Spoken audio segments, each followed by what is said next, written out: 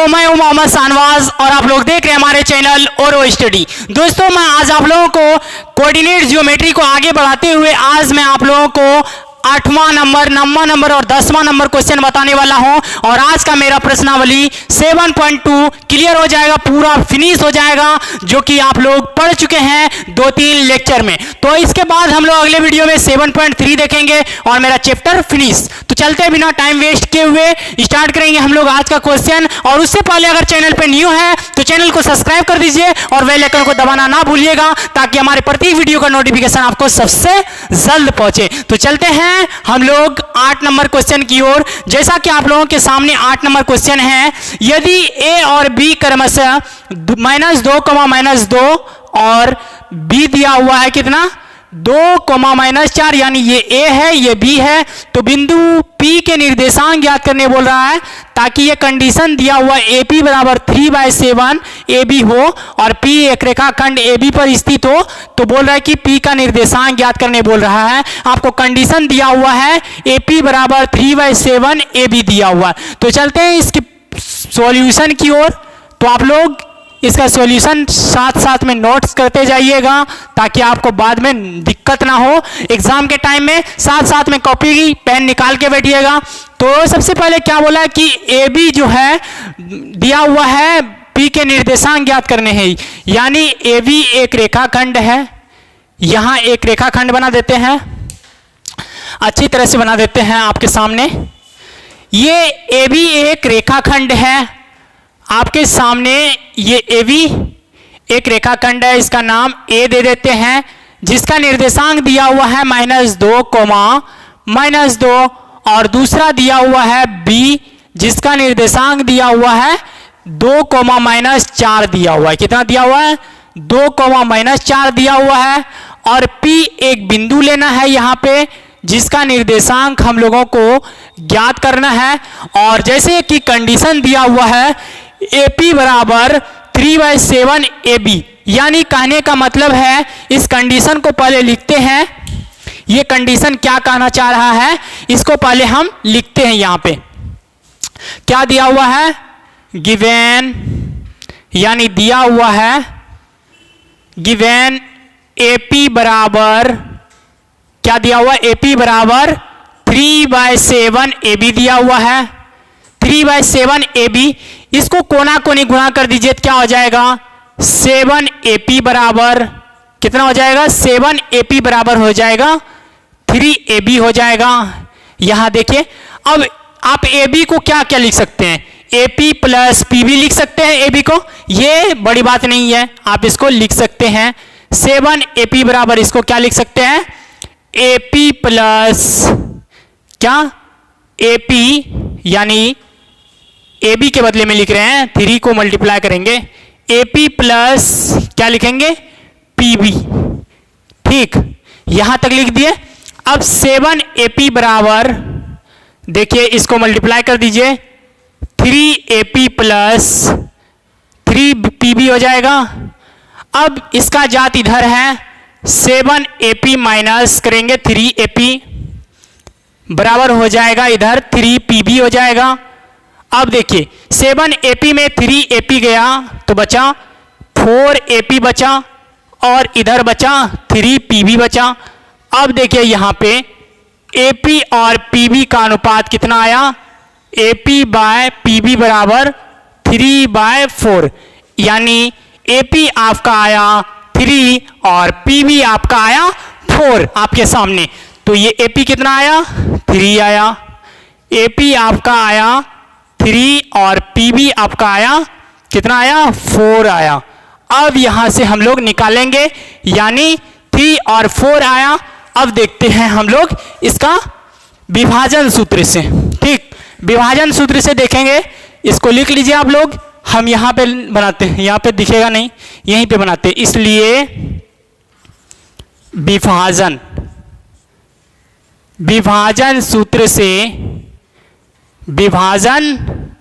सूत्र से ठीक क्या होता है, PXY निकालना है, P का निर्देशांक, तो हो जाएगा mx2 प्लस nx1 बटे m प्लस n। अब तो ये लिखना भी जरूरी नहीं है क्योंकि याद हो चुका है। my2 उसी तरह x की तरह ही प्लस ny1 बटे m प्लस n। ठीक, यहां तक लिख लिया आप लोग। यहां तक कोई दिक्कत, कोई समझदारी में दिक्कत है तो बोल दीजिए। यहां तक अभी तक तो उम्मीद है कि दिक्कत नहीं हुआ होगा। अब इसको मिटाना पड़ेगा और उसके बाद लिखना पड़ेगा क्योंकि जगह नहीं बचा है। इसको मिटा देते हैं ऊपर से। ठीक, यहां तक लिख लिया है, इसको लिख लीजिए, नोट कर लीजिए। ठीक, अब इसको मिटा दिए। उसके बाद आप यहां पे लिखिए, ये इससे क्या पता चल रहा है, ये m है और ये n है, जैसा कि ये पता चल रहा है। और m के जगह पे आपको लिखना है pxy बराबर क्या हो जाएगा, m कितना है 3, x2 कितना है 2, प्लस n कितना है आपके सामने 4 और x1 कितना है -2 बटे m प्लस n कितना हो जाएगा 3 प्लस 4 हो जाएगा। इसी प्रकार आप y का भी निकालिए, y का भी हो जाएगा 3 गुना y2 कितना हो जाएगा -4 प्लस n कितना हो जाएगा 4 गुना y1 कितना हो जाएगा -2 हो जाएगा और बटे करेंगे m प्लस n यानी 3 प्लस 4, ये हो जाएगा इतना। अब pxy यहां से निर्देशांक फाइनली निकल जाएगा मेरा, जो कि कितना आएगा 3 दूना 6 प्लस नहीं प्लस माइनस माइनस हो जाएगा 4 दूनी 8 बटे 4 3 7 हो जाएगा और इसमें हो जाएगा 4 3 12, फिर हो जाएगा -8 बटे 7 हो जाएगा। उसके बाद यहां से मेरा निर्देशांक फाइनली निकल जाएगा, ये कितना हो जाएगा घट के -2 बटे 7 हो जाएगा। ये हो जाएगा -20 बटे 7 हो जाएगा। क्यों हुआ ये, 6 में 8 गया, उल्टा नहीं घटेगा ये 6 में 8 तो घटा देना है, उल्टा 8 में 6 घटा देना। उसके बाद जो बड़ा चिन्ह है उसको लिख देना है और 12 और 8 को जोड़ देना। उसके बाद आपको ऋणात्मक जोड़ लगा देना है क्योंकि ये ऋणात्मक जोड़ है। अब यहां से pxy का निर्देशांक मेरे सामने आ चुका है और यही मेरा फाइनली आंसर हो जाएगा 2 बटे 7 -2 बटे 7 -20 बटे 7। फाइनली मेरा आंसर आ चुका है फर्स्ट का, जो कि इसका निर्देशांक इतना हो, कितना है -2 बटे 7 -20 बटे 7। तो फाइनली मेरा आंसर आ चुका है। अब चलते हम लोग सेकेंड नंबर क्वेश्चन की ओर। जैसा कि पहले देख लेते हैं, बिंदु A दिया हुआ है -2, और बिंदु B दिया हुआ है 2,8 को जोड़ने वाली रेखाखंड को AB के 4 बराबर भागों में विभाजित करने वाले बिंदुओं के निर्देशांक ज्ञात करने बोल रहा है।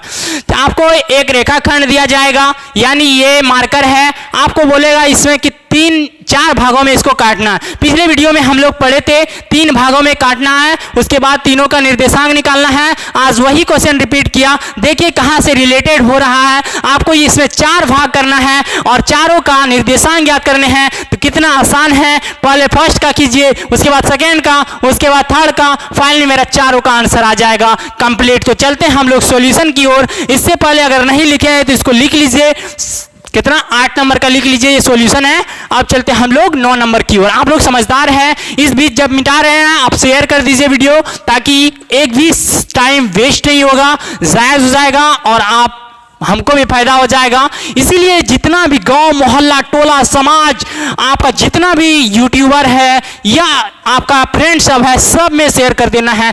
पूरा वीडियो देखना चाहिए सारा, ताकि आप देख रहे हैं तो उसको भी लाभ मिलना चाहिए, क्योंकि ओरो स्टडी बहुत अच्छी कंटेंट प्रोवाइड करा रही है आप लोगों के लिए। तो आप लोग बस अपना प्यार देते रहिएगा और भी देखिएगा आगे क्या क्या करने वाले हैं धमाल। तो आप लोग बस ओरो स्टडी को प्यार देते रहिएगा। चलते हैं 9 नंबर की ओर। ए बी एक रेखाखंड बोल रहा है, क्या बोल रहा है, ए बी एक रेखाखंड है, जो कि लिखते हैं अभी, ए बी एक रेखाखंड है। ठीक, थोड़ा सा बढ़ा दिए क्योंकि 4 भागों में ना बांटना है इसको। ए दिया हुआ है निर्देशांक -2, -2 और -2, -2 नहीं है, सॉरी, -2, है, सिर्फ -2,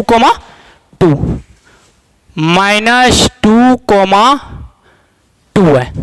और बी दिया हुआ है, बी कितना दिया हुआ है 2,8 दिया हुआ है। अब इसका इसको 4 भागों में बोल रहा है कि विभाजित करेंगे। जोड़ने वाली रेखाखंड AB को 4 भागों में विभाजित करने वाली बिंदुओं के निर्देशांक, इसको 4 बराबर भागों में विभाजित कर रहा है। 1 2 3 4। थोड़ा बहुत मिस्टेक हो सकता है, इंच लेके हम लोग नहीं कर रहे हैं। आप हो सके तो इसको इंच लेके काटिएगा ताकि आपका एक भी जमीन जायज नहीं जाए। जिस तरह आपका 4 बेटा होता है एक बाप का, चारों को जमीन बराबर दिया जाता है, उसी प्रकार इसको भी बांटना है, उससे रिलेट करना है। आपको मैथमेटिक्स से रिलेट करके पढ़ना, तब आपको समझने में दिक्कत नहीं आएगी। तो चलते हैं, इसको देखते हैं। इसका नाम रख देते हैं PXY, इसका नाम रख देते हैं QXY और इसका नाम रख देते हैं RXY। आपका जो मर्जी हो अपने मन में वही नाम रख देना है इसमें, ठीक। अब इन तीनों चारों का निर्देशांक ज्ञात करना है, जो आपको ज्ञात करना है। तो सबसे पहले अगर हम PXY अगर निकालेंगे तो बताइए PXY के लिए ये PXY हो जाएगा और ये कितना भाग हो जाएगा इन चारों का, 1 2 3 4। तो ये हो जाएगा फर्स्ट और ये हो जाएगा इधर कितना हो जाएगा, इधर हो जाएगा पूरा पार्ट कितना हो जाएगा, इधर पूरा पार्ट कवर हो जाएगा। इसके लिए 3 हो जाएगा, कितना हो जाएगा 3 हो जाएगा। और ये AP हो जाएगा 1 हो जाएगा। यानी AP अगर P के लिए निर्देशांक जब निकालेंगे तो ये M हो जाएगा, ये N हो जाएगा। देखिए अब PXY निकालते हैं। इसलिए विभाजन सूत्र से थोड़ा सा बढ़ा जाएगा, ये आपको घबराना नहीं है क्योंकि इसका हल हम निकाल चुके हैं। विभाजन सूत्र से PXY निकालना है। अब MX2 प्लस NX1 क्या लिखेंगे, डायरेक्ट इसको लिख देते हैं। M कितना है 1, X2 कितना है 2 प्लस N कितना है आपके सामने 3 और X1 कितना है -2 और M प्लस N कितना हो जाएगा 1 प्लस 3 हो जाएगा। और फिर Y के लिए हो जाएगा M हो जाएगा 1 और Y2 हो जाएगा 8 प्लस N कितना हो जाएगा 3 और Y1 हो जाएगा -2 हो जाएगा, -2 सॉरी 2 हो जाएगा, डायरेक्ट 2 हो जाएगा। ये हुआ बटे M प्लस N कितना हो जाएगा 1 प्लस 3 हो जाएगा।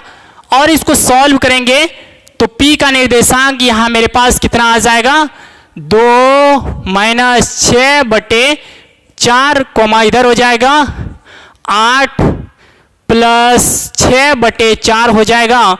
और ये मेरा फाइनली यहाँ पे कितना हो जाएगा घट के -4 बटे 4 और कोमा 14 बटे 4 हो जाएगा, जो कि अगर इसको कटाएंगे तो 1 से कटेगा, ये 7 दूना 14 2 दूना 4 से कटेगा। तो फाइनली मेरा P का जो निर्देशांक आया वो कितना आया -1, 7 बटे 2 आया, जो कि मेरा P का निर्देशांक निकला। इसका निर्देशांक निकल गया मेरा कितना -1, 7। अब देखते हैं QXY, यानी Q का निर्देशांक देखने के लिए आप ध्यान से देखिएगा, समझिएगा, दिक्कत नहीं आएगी कभी भी, क्योंकि अब इसको मिटा देते हैं। ये 3 और 1 का काम खत्म हो गया क्योंकि हम लोग P का निर्देशांक निकाल चुके हैं। अब बताइए Q के लिए, इस Q के लिए ये इधर से एक फॉर एग्जाम्पल मान लेते हैं, ये मार्कर है, इसको 20 से हम काटेंगे, बीच में एग्जैक्ट एक बिंदु लेना है। तो बताइए ये कहां जाएगा, इसके बीच में आएगा, इधर भी बराबर इधर भी बराबर, वही है यहां जस्ट देखिए AB के बीच में जस्ट Q एक पॉइंट है, उसका निर्देशांक निकालने बोल रहा है। तो बताइए ये मध्य बिंदु का निर्देशांक निकलेगा भाई?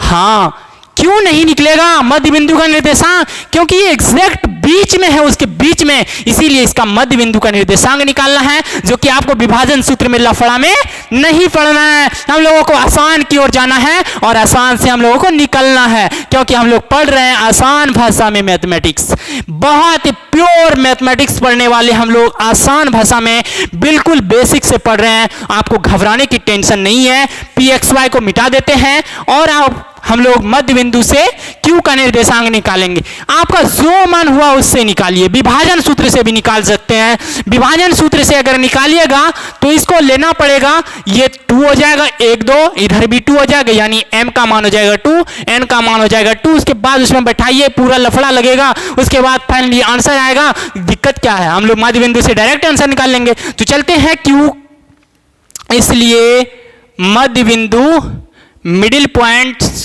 मध्य बिंदु क्या हो जाएगा, मध्य बिंदु सूत्र से, मध्य बिंदु सूत्र से, मध्य बिंदु सूत्र से QXY बराबर, QXY बराबर क्या हो जाएगा, x1 प्लस x2 बटे 2 प्लस कोमा y के लिए हो जाएगा y1 बटे y1 प्लस y2 बटे 2 हो जाएगा।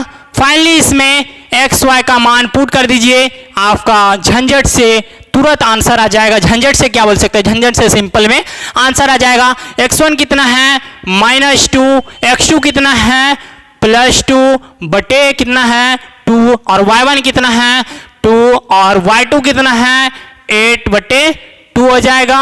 और यहां से मेरा आंसर आने की, देखिए अब आंसर आएगा मेरा कितना, ये घट जाएगा 0 हो जाएगा, क्योंकि 2 2 कट गया 0, और किसी से 0 में भाग देंगे तो उसका मान 0 होता है। ये 8 2 10 बटे 2 हो जाएगा, जिसको कटाएंगे तो 5 हो जाएगा। और फाइनली मेरा Q का जो निर्देशांक आया, Q का निर्देशांक जो आया वो आया कितना, 0,5 आया। P का निर्देशांक कितना आया था, P का निर्देशांक कितना आया था हम लोगों का, कुछ आया था इस -2,7 कुछ आया था, याद नहीं है, मिटा दिए हम तो, आपको पता होगा। Q का आया फाइनली 0,5 आया।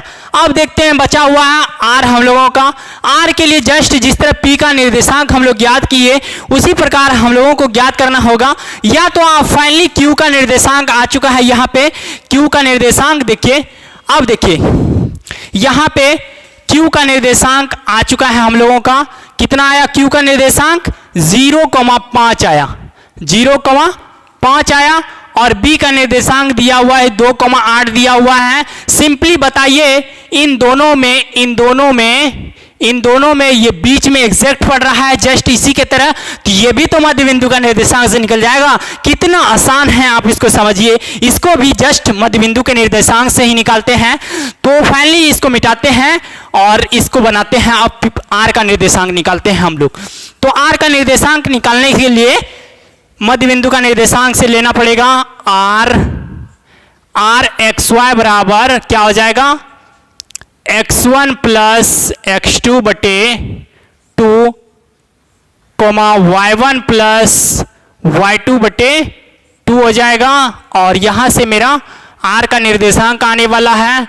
अब हो जाएगा हम लोगों का x1 कितना हो जाएगा 0, x2 कितना हो जाएगा 2 बटे कितना हो जाएगा 2, और y1 कितना हो जाएगा 5 बटे y2 कितना हो जाएगा 8 बटे कितना हो जाएगा 2 बराबर R का निर्देशांक जो यहां से आया मेरा कितना आया 1 कैसे आया 2 जोड़ 0 2, 2 बटे 2 1, 8 5 13 बटे 2, ये मेरा फाइनली R का निर्देशांक आया, जो कि आप लोगों के लिए बहुत ही हेल्प रहा होगा ये क्वेश्चन।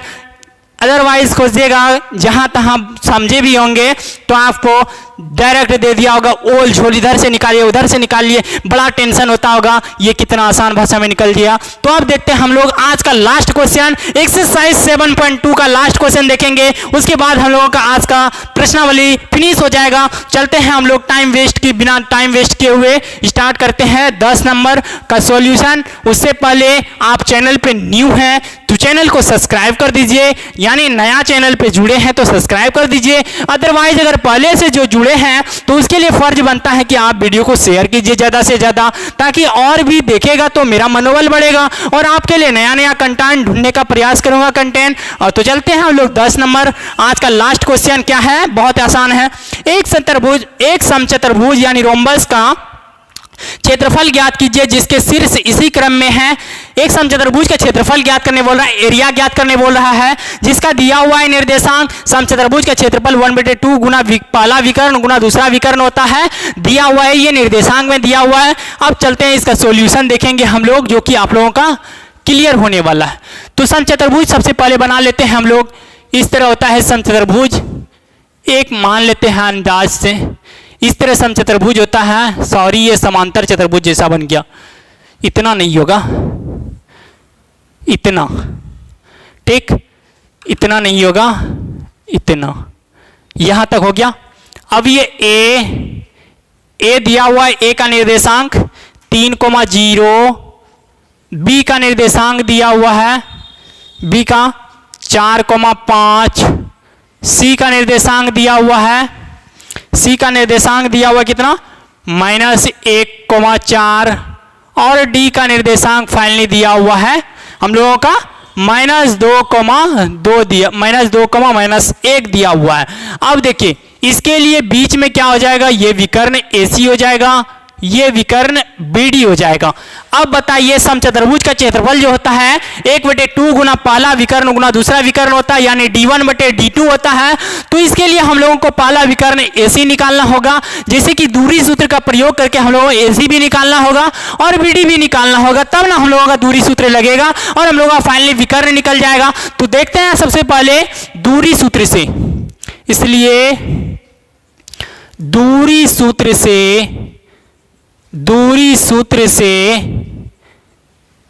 सूत्र से AC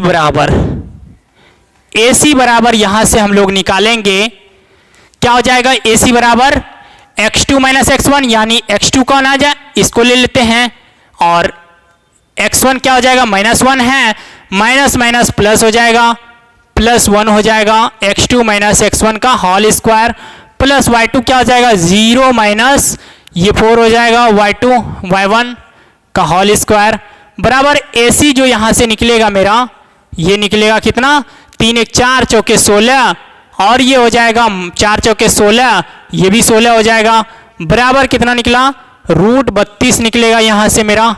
और जब इसको रूट से निकालेंगे तो 16 दूना 32, 16 का वर्गमूल होता है 4, जो कि मेरा AC बराबर आएगा कितना, 4√2 आएगा, 4√2 यूनिट आया मेरा। अब हम लोग BD निकालेंगे, कितना निकालेंगे, BD विकर्ण निकालते हैं। अब BD निकालते हैं, डायरेक्ट निकालेंगे BD, क्योंकि आप उतना महारत हासिल कर चुके हैं डिस्टेंस में, खास करके डिस्टेंस में। क्या हो जाएगा, x2 - x1 का होल स्क्वायर। अब बोलिएगा माइनस बोले या प्लस लिख दिए, एक माइनस यहां से, एक माइनस फॉर्मूला का माइनस माइनस प्लस हो जाएगा। फिर देखिए 5 प्लस ये भी हो जाएगा, यानी x2 - x1 y2 - y1 का होल स्क्वायर। अब इसको लिखेंगे 4 2 6, 6 के 36 हो जाएगा, फिर इसका 5 1 6, 6 के 36 हो जाएगा, बराबर हो गया 72। BD बराबर कितना हो गया, √72 हो गया। अब 72 को कैसे तोड़ेंगे, 36 दूना 72, फिर 36 का वर्गमूल हो जाएगा 6√2। ये मेरा आ चुका है डिस्टेंस दोनों का, एक आया 4√2 और एक आया 6√2 आया, दोनों अलग अलग आया। अब मेरा विकर्ण फाइनली यहां से निकलने वाला है, जो इसका फॉर्मूला होता है हम इधर का मिटा के आपको बताते हैं, ठीक, यहां का मिटा लेते हैं फाइनली और आपको बताने की कोशिश करते हैं। तो फाइनली हम लोग यहाँ इसको मिटाएंगे। इस बीच आप शेयर कर दीजिए वीडियो और लाइक भी कर दीजिए अगर नहीं किए, भूल गए हैं करने। और जो भी प्रॉब्लम हो, नीचे डाउट हो तो आप नीचे पिन करें कमेंट को, मैं उसको देखने का प्रयास करूंगा। अब फाइनली इसलिए समचतुर्भुज का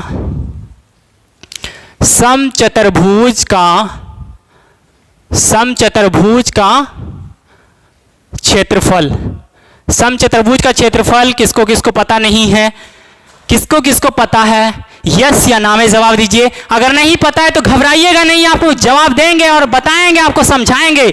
लेकिन अगर डर के भाग जाइएगा तो कभी आप याद नहीं कर पाइएगा। एक चीज गारंटी के साथ याद कर लीजिए, इसका फॉर्मूला होता है 1/2 गुना D1 गुना D2 जहां D1 जो है वो पहला विकर्ण यानी AC और D2 जो है BD यानी दूसरा विकर्ण।